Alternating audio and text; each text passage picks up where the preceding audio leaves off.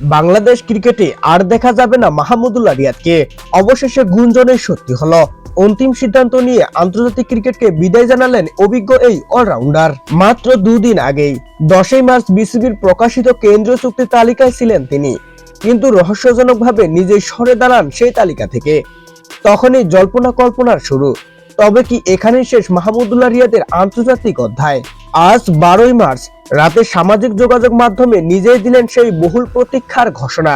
আমি আন্তর্জাতিক ক্রিকেট থেকে অবসরের সিদ্ধান্ত নিয়েছি।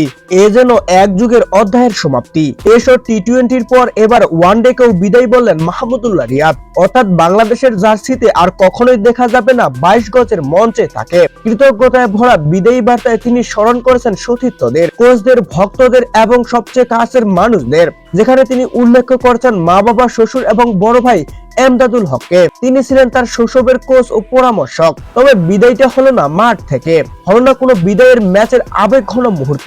এ নিয়ে তার আক্ষেপের ইঙ্গিত মিলেছে তার বার্তায়। সবকিছুর শেষটা হয়তো সুন্দর হয় না, কিন্তু আপনাকে মেনে নিতে হয় এবং এগিয়ে যেতে হয়। বাংলাদেশ ক্রিকেটের এক স্বর্ণালী অধ্যায়ের ইতি টানলেন মাহমুদুল্লাহ রিয়াদ। তবে তার নাম ও অবদান থাকবে চিরস্মরণীয় হয়ে। পাণ্ডবদের ইতিহাস যেন এখান থেকে শেষ হয়ে গেল, নতুন এক ইতিহাসের সূচনা যেন হলো বাংলাদেশ ক্রিকেটে এখন।